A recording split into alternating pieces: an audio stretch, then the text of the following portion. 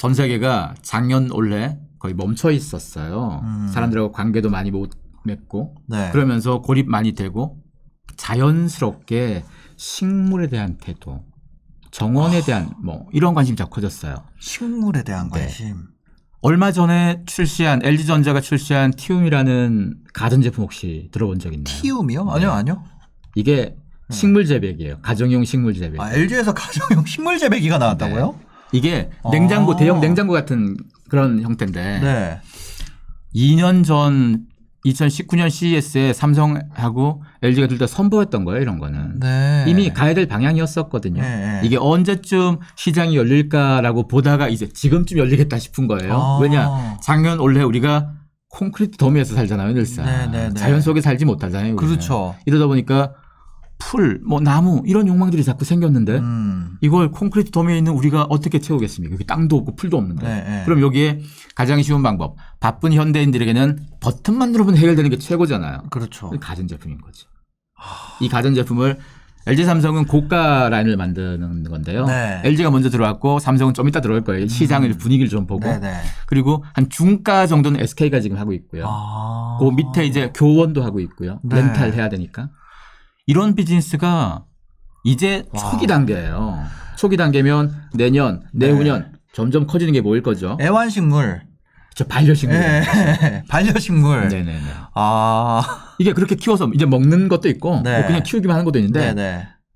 네이버 트렌드에서 이 검색어 트래픽을 보면요. 네. 반려동물 우리가 뭐 반려하면 동물이죠. 그렇죠. 반려동물 트래픽이 쭉 이렇게 있으면 네. 반려식물이 이 밑에 있었어요. 네네. 근데 팬데믹 되면서 얘가 쭉 올라갔어요 지금. 아, 반려식물 이 트래픽이 반려동물을 넘어섰습니다. 아 진짜요? 네, 팬데믹 기간 동안. 세상에. 왜 넘어섰을까요? 동물을 우리가 받아들이는 데는 마음의 준비가 되게 많이 필요하죠. 맞아요. 식물은 그나마 좀 덜하죠. 네네. 우리가 고립돼 있고 뭐 아파트에만 막 같이 이러다 보니까 뭔가가 필요한데 아 동물보다는 식물이구나 이런 느낌이 들죠.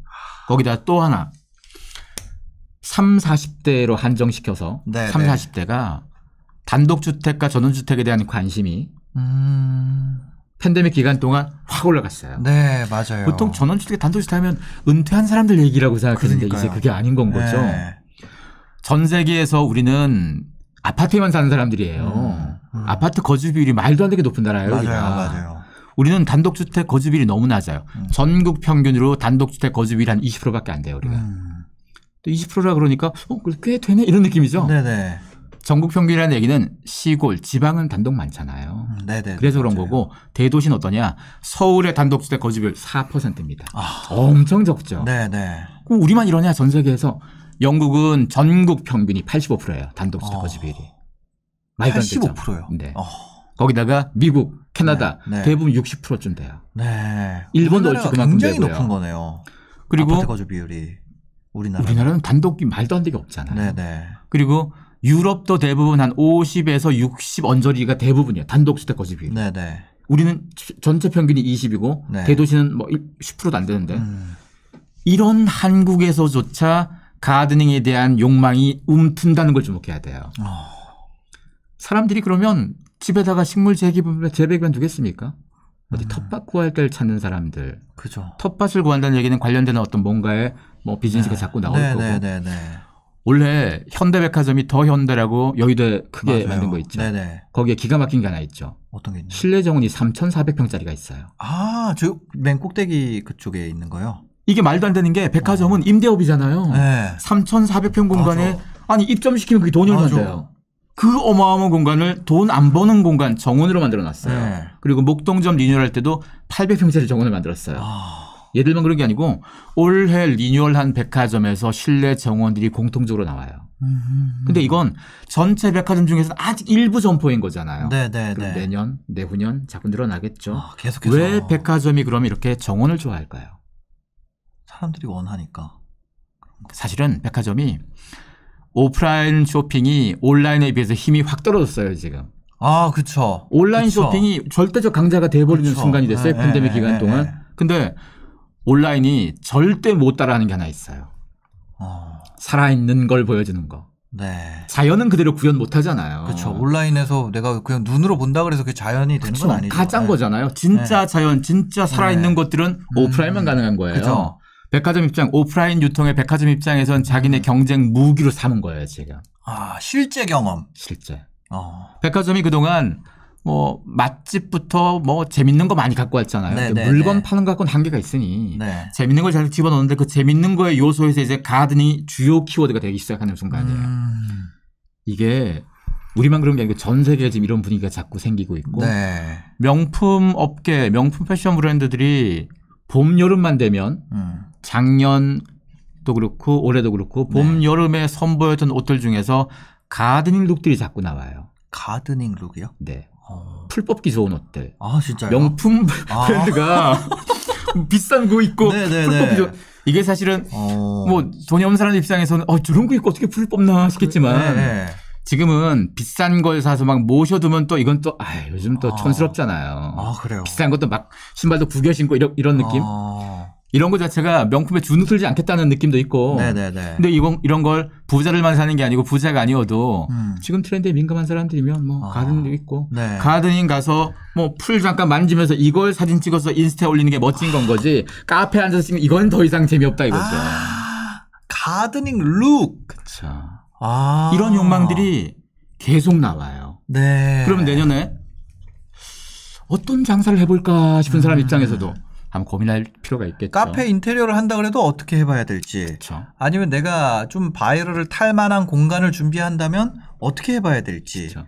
그리고 이게 또 가드닝이라고 해서 물리적인 그 가드닝 정원에서 끝나지 않죠. 네. 이것이 의미하는 바가 뭐겠어요. 사람이 자연에 가까워지고 싶은 욕망이 표출된 거잖아요. 네네네. 그럼 당연히 우리가 집 안에는 가드닝을 만든다면 집 밖으로 나간다면 캠핑에 대한 니즈는 더 많아지겠죠. 아웃도어에 대한 시장도 네. 오랜만에 만난 기회가 더 커질 수도 있는 건 거고 또 이게 여기서 끝나겠습니까? 사람들이 가진 욕망에서 마인드 플리스라는 거 있잖아요. 마인드? 마음을 좀 더 편하게 하고 뭐 스트레스도 좀 풀고 이런 태도. 네네. 이걸 우리가 도심 콘크리트 숲에서는 잘 못하니까 뭔가 요가하고 명상하고 이런 거 자꾸 하는 건 거잖아요. 네네네. 요가, 명상 이 키워드도 자연과 굉장히 연결시킬 수 있는 가지고 되는 거죠. 이게 또 왜 연결되느냐. 전국의 모든 큰 대기업들 네. 재택근무 많이 하잖아요. 맞아요. 재택근무 많이 하면 많이 할수록 직원들이 가지는 불안감과 불편함 중에 하나 고립된 것이 가지는 스트레스라는 게 있어요. 여기에서 요가 명상 필요하고 여기서도 뭔가 풀 나무 좀 필요하지 않겠습니까? 네. 왜냐하면 화상회의 같은 거 해보면 뒷 백그라운드 풀 해놓은 사람 되게 많죠. 풀 나무 해놓은 사람들. 그렇죠. 우리의 욕망이 거기 꽂혀있는데 현실이 못 따라갔다 이거죠. 근데 이걸 따라가게끔 자꾸 우리가 원하지 않겠습니까? 원하는 걸 파는 게 비즈니스죠. 욕망과 현실의 차이를 채워주는 게 비즈니스네요. 맞아요. 그걸 하라고 우리가 기업들에게 자꾸 돈 주는 거 아니겠습니까? 네. 근데 내년의 욕망은 가드닝이라는 것. 그걸로 좀 표현이 되고 있다. 네. 현재. 우리가 뉴노멀이라는 말 되게 많이 들었죠. 뉴노멀이요? 뉴노멀이라는 게 뭐 세상의 새로운 기준들이 다 바뀌어가는 거니까. 네. 얼핏 들으면 굉장히 멋지고 좋은 말처럼 여겨지잖아요. 네네. 뉴노멀은 일방통행 같은 거예요. 우리 바뀔게. 너희 못 따라오면 어쩔 수 없지 뭐. 우리만 갈게. 네네. 뉴노멀이라는 말을 가장 많이 썼을 때가 언제였을까요? 뉴노멀이요? 구글 트렌드에서 트래픽으로 전 세계에서 가장 많이 썼을 때 보니까 놀랍게도 2개가 그냥 평온하게 있다가 두 시점이 팍 올라가요. 뉴노멀이라는 단어가요. 네, 단어를 전 세계 사람들이 많이 소비했던 그 시점. 네네. 첫 번째가 2012년 9월이었고요. 두 번째가 2020년 6월이었어요. 네. 첫 번째는 미국발 금융위기 이후에 유럽 재정위기, 중국도 경제 성장률 떨어지면서 전 세계가 더 이상 경제 이렇게는 안 되겠다. 성장기조, 고용기조 다 바꾸자. 그때 가장 많이 떠들었었거든요. 그 말을. 네네네. 그러다가 조금 이제 잠잠해지고 있다가 팬데믹이 되니까 다시 이 말을 어마어마하게 써요. 네. 이 말의 의미는 판이 바뀌었다는 거예요. 네. 판이 바뀌었다는 것은 굉장히 무서운 말이잖아요, 이게.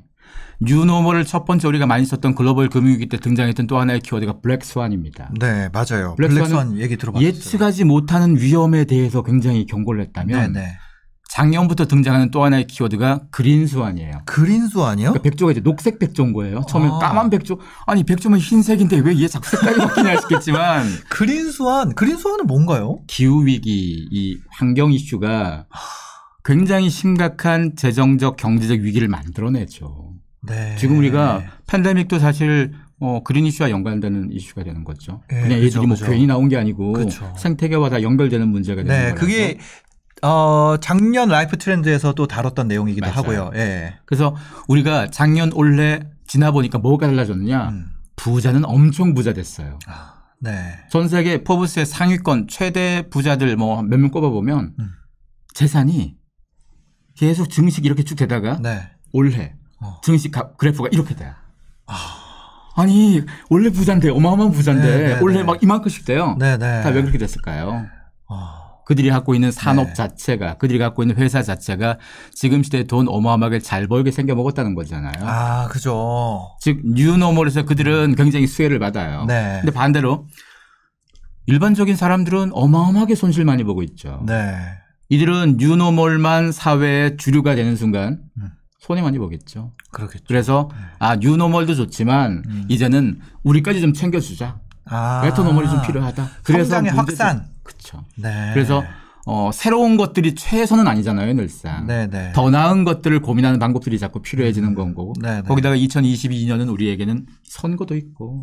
그렇죠. 사실은 이게 정치 문제가 아니고 5년간 어떤 정책 기조가 있냐에 따라서 사람들의 비즈니스라든가 우리의 직업이라든가 굉장히 많은 판도가 바뀔 수 있잖아요. 네, 네, 근데 네. 이런 부분에 있어서 얼마나 우리가 많은 목소리를 내줄 건가, 얼마나 많은 변화가 생길 건가. 이 네. 시점이 바로 2022년인 겁니다. 중대한 기로겠네요. 그렇습니다. 지금까지는 양극화였다면 이 양극화가 어떻게 성장의 확산으로 이끌어갈 것이냐. 그 기로가 올해 2022년이 된다. 그렇죠. 2022, 2020, 2021 이 2년을 네, 거치면서 사람들이 변화에 대한 욕망도 굉장히 커졌고요. 네. 산업 구조에 있어서 어떤 것이 주도권을 가진지도 확실히 알았습니다. IT가 세상을 장악하고 있는 거 확실히 경험했다. 네. 그러다 보면 이런 상황에 대해서 그 다음 단계에서 계속 대안들을 요구할 수밖에 없는 거고요. 네.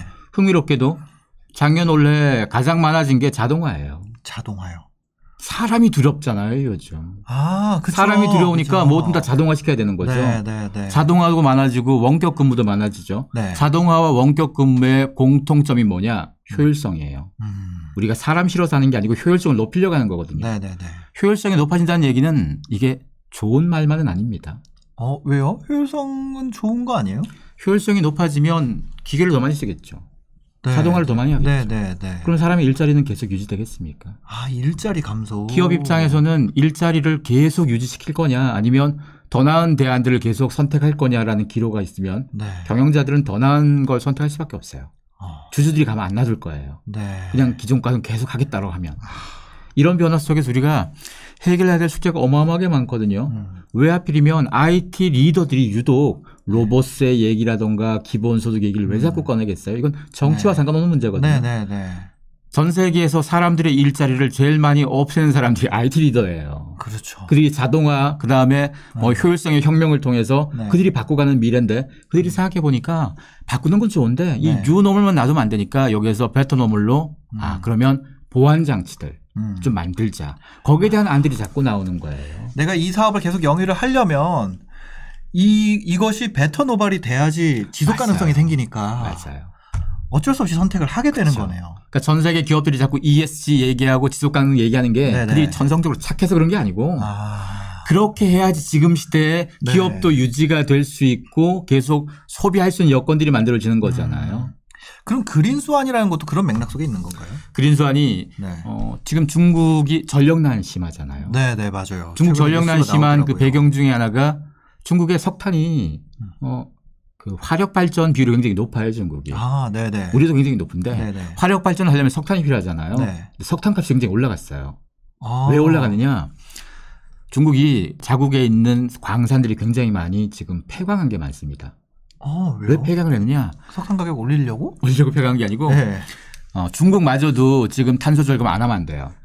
아, 네. 그러다 보니까 각 성마다 탄소 절감 계획도 세워지고 중국 네. 정부도 계획을 세워지고 하는데 탄소 절감시킬 것 중에 가장 쉬우면서 명쾌한 방법 중에 하나가 화력, 석탄을 없애는 거거든요. 그리고 근데 석탄 저 말씀 중에 죄송합니다만 중국에서 왜 탄소를 줄이려고 그러는 거예요? 중국도 전 세계 일원이잖아요. 네네. 중국이 독불 장군처럼 우리는 신경 안 쓰고 계속 그냥 오염시킬 게 못해요, 그렇게는. 아. 전 세계가 지금 뭐 탄소 중립 이런 걸 다 같이 화두로 내세우고 하는 이유가 네네. 특정 국가 하나 가는 게 아니잖아요. 아. 그러니까 하물며 중국마저도 한다는 걸 주목해야 된다는 거예요. 네네네. 다른 선진국들이야 계속 해왔지만 중국은 그동안 뭐 계속 발 좀 덜 담그고 했다면 네네네. 중국마저도 해야 되는 상황들. 이런 상황 속에서 석탄이라는 산업은 고부가가치 산업도 아니고 미래 산업도 아니에요. 네네. 당연히 주요 성들에서 경제정책 세울 때도 석탄은 좀 하위 순서에 밀리지 않겠습니까? 그러겠죠. 예. 이게 작년 재정 계속 이어져 왔던 흐름이에요. 이러다 보니까 자국 내에서도 굳이 광산에 뭐 그렇게 열심히 안 했겠죠. 그렇죠. 거기다 이런 상황에서 중국하고 호주하고의 정치 갈등 때문에 석탄 수입 문제가 좀 생기고 거기다가 기후 변화라는 게요. 네. 기후가 갑자기 확 달라지면 발전에 있어서 수력 발전, 풍력 발전, 태양광 이건 기후와 연관되는 거잖아요. 네네. 기후 변화가 생기면 이런 발전에 영향 미치겠죠. 그럼 믿을 건 또 화력인데 화력엔 또 석탄에 문제가 생겼죠. 네. 석탄 수급에 문제가 생기면 가격이 올라가죠. 가격이 올라가는데 전기 가격은 또 못 올리죠. 네. 이러다 보니까 전기 생산하는 그 발전소 입장에서도 생산 계속해도 돈이 벌려지는 게 아니고 조금 손해보는 느낌이면 네네. 열심히 또 못할 거잖아요. 그러겠죠. 이런 많은 상황들이 자꾸 생기다 보니까 중국에서 뭐 가로등도 끄고 뭐 공장도 뭐 덜 돌리고 이런 문제가 생기면 네. 중국이 전 세계 공장이잖아요. 네네네. 중국의 전기가 덜 돌아가고 공장이 덜 돌아가면 전 세계에 문제가 생겨요. 전 세계 공급망에 문제가 생기고 네. 그럼 당연히 원래 100개 만들 게 50개밖에 못 만들었으면 네. 가격이 올라가야 되지 않겠습니까? 올라가겠죠. 네. 거기다가 그것도 전기값도 반영되고 이것저것 원자재값 우리가 탄소 배출 줄이고 뭐 환경 이게 돈 안 드는 문제가 없어요. 다 돈 듭니다. 그런 거 있잖아요. 친환경 제품이 더 비싸잖아요. 보통 그냥 우리가 일반적으로 생각을 해도. 더 비싼 게 괜히 비싼 게 아니고 네. 원가라든가 더 많이 들 수밖에 없는 거거든요. 그러면 이런 것들 때문에 그린 인플레이션이라는 말이 튀어나오는 건 거죠. 네. 그린 때문에 생긴 이슈들. 이게 중국만이겠습니까? 이런 문제는 중국뿐이 아니고 전 세계가 다 겪을 건 거죠. 그럼 이게 이런 인플레이션에 끝나지 않고 지금 우리가 겪는 요소수 문제도 다 연결되는 건 거죠. 요소수 문제도요? 그럼요. 왜냐하면 중국에서 원자재 수출하는 여러 가지 문제에 있어서 이 뿌리를 파고들다 보면 다 연결이 돼요. 그리고 그 모든 연결에서 탄소 절감, 기후 정책과 무관하지 않아요. 네. 예전처럼 우리가 탄소 신경 안 쓰고 그냥 떼고 뭐 이렇게 했으면 지금 요소수 들어가는 것도 옛날 기준이었으면 그런 거 없이도 잘 굴러갔잖아요. 그렇죠. 요소수가 자동차에 산화질소 줄이려고 네, 그 맞아요. 장치를 집어넣고 그걸 집어넣은 건 거지. 네, 우리 탄소 뭐 신경 안 쓰고 막 살자 했으면 그런 거 안 썼을 거잖아요. 이런 모든 것들의 변화들에 결국은 연결될 수밖에 없는 거죠. 탄소 문제가. 네네. 그러면 이것이 그냥 지구를 좀 더 깨끗하게 만들자 여기서 끝날 문제가 아니고 이걸 하기 위해서 지난 수십 년간 안 했던 걸 갑자기 다 해야 되는 거고 네. 그게 다 비용이 발생하는 거고 정부나 기업 입장에서는 경제 성장을 또 안 할 수는 없고 그렇죠. 공장은 계속 돌려야 될 거고 네. 이 과정에서 발생하는 원가 상승들은 계속 커질 수 있는 거고 여기에 따른 인플레이션, 그린 인플레이션은 사실은 감수할 리스크가 되는 거예요 이미. 그럼 내년에 그런 그린 인플레이션 이런 거는 거의 기정사실화된 방향이라고 보면 이미 되겠다. 시작된 거고. 이미 시작됐고. 네. 그래서 전 세계가 탄소에 대한 정책들을 계속 내세울 수밖에 없고 네. 목소리를 낼 수밖에 없는 그 이면에는 그 부분도 계속 대두될 수밖에 없는 거라서요. 세상에 한 가지 면만 있지 않습니다. 네네. 우리가 가령 전기차 뭐 요즘 많이 좋아하잖아요. 네네. 그럼 모두가 전기차를 타면 정말 해피할까? 친환경이라는 측면에서는 해피할 수 있어요. 일부는. 네네. 물론 그 전기도 상당수가 화력 발전으로 만든 전기니까 완전 친환경은 아닐 수 있어도. 네. 자, 가령 모두가 전기차 타십시다. 그럼 누가 가장 손해냐? 주유소 다 망하겠죠. 그죠. 주유소. 동네 정비소 다 망하겠죠. 그렇겠죠. 그뿐인가요? 자동차 공장 생산 라인에 있던 분들 다 집에 가셔야 되겠죠. 전기차가 일반 내연기관보다 부품 수도 좋고 공정이 좀 다르기 때문에 네네. 인력이 훨씬 적어요. 네네. 거기다가 심지어 최근에 닛산이라는 자동차가 만든 전기차 전용 라인은 네. 거의 완전 자동화예요. 사람이 없어요. 사람이 거의 없어요. 우리가 현대자동차 아무리 뭐 자동화시키고 로봇 들어가서 한다고 그래도 사람 되게 많잖아요. 그죠. 현대자동차 직원들 얼마나 많습니까? 네, 그죠. 근데 그런 노동 집약적인 그 역할들이 이제 기술 중심으로 다 바뀌는 건 거예요. 이 자동화라는 것이 그러면 기업 입장에서는 생산의 효율성이 있어서 오케이 좋은데 네. 거기에 연결되어 있는 수많은 노동자들은 어떨까요? 이건 굉장히 가혹한 일이 아니겠습니까? 일자리가 많이 없어지겠네요. 많이 없어질 수 있죠. 앞으로 도. 팬데믹 기간 동안 전 세계가 자동화의 속도가 가속화된 거라서 이런 문제들이 겪어질 것들을 네. 그냥 가만 놔두면 그러니까 뉴노멀에서 우리가 가만 브레이크를 안 잡아주면 네. 그러면 그 뒷감당은 일반 개별적인 국민들, 일반 소비자들의 타격이 올 수밖에 없는 거라서요. 이런 부분 때문에라도 사실 뉴노멀을 얘기해서 베토노멀 브레이크를 자꾸 잡아주는 거예요. 그럼 내년에는 이런 그린 인플레이션과 베토노멀 이 두 가지 측면으로 좀 볼 수 있는 건가요? 이게 큰 전제예요, 지금. 아, 큰 전제? 네. 제가 이 라이프 트렌드에서 네. 12가지 트렌드를 얘기하는데요. 네네. 12가지 트렌드를 얘기하기 앞서 나온 첫 인트로가 이 얘기예요. 아, 내년에 모든 트렌드의 전제는 베토노멀과 그린 인플레이션 이 두 가지 전제 안에서 그렇죠. 그러니까 그린 인플레이션까지는 아니어도 그린과 관련되는 게 지금 대세잖아요. 네네네. 기후위기나 ESG가 네. 대세니까. 네. 여기에서 다 파생되는 숙제들이에요. 아. 왜냐하면 우리가 살아가는 시대가 우리의 욕망이라는 것이 우리 네. 사회의 변화와 우리가 겪고 있는 이 이슈와 무관하지 않아서요. 그래서 2년 기간 동안 세상이 바뀐 이 가속화된 시점에서 뉴노멀을 어떻게 받아들일까 이 숙제하고 네네. 환경 문제 이것도 계속 더 가속화되는 거라서 네. 여기에서 파생되는 트렌드들이 계속 이어지는 거고요. 그 속에서 사실은 기회들이 나와요.